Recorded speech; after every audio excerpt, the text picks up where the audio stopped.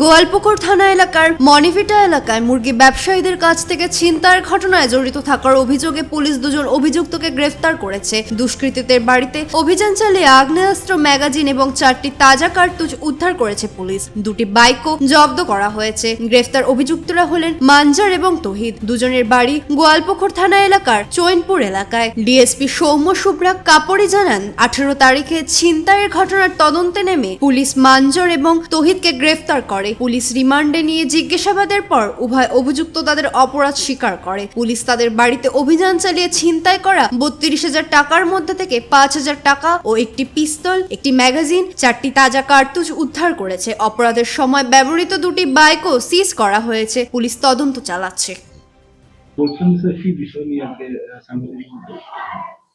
আপনারা হয়তো জানেন, গত 18 তারিখ আমাদের গোয়ালপুকুর থানার আন্ডারে মনিভিটা বলে যে জায়গা আছে, ওখানে 18 তারিখ সকালে কিছু মুরগি ব্যবসায়ী মুরগি পারচেস করার পর যখন ফিরছিল, তখন কিছু আননোন মিসক্রিয়েন্ট বাইকে করে ওনাদেরকে ভয় দেখায়। আর্মস এবং ছুরি ছিল ওনাদের কাছে। তো সেই কমপ্লেনের ভিত্তিতে সেই দিনই রাত্রেবেলায় আমরা দুজনকে অ্যারেস্ট করি। তাদের মধ্যে একজন অ্যাকিউজড হচ্ছে মঞ্জার, আর একজন হচ্ছে তহিদ।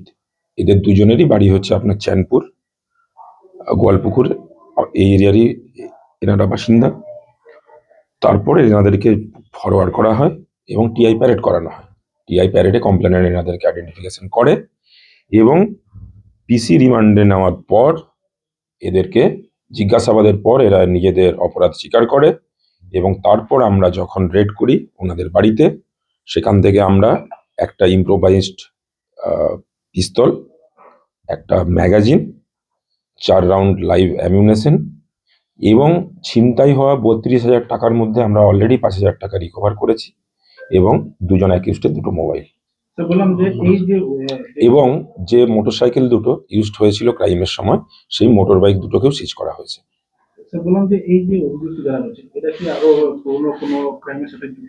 না, এখনো অবধি আমরা কোনো লিঙ্কেজ পাইনি, বাট আরো যে দুজন এই ক্রাইমটার সাথে অ্যাসোসিয়েট ছিল, আমরা ওনাদেরকে ট্রেস করার জন্য করছি।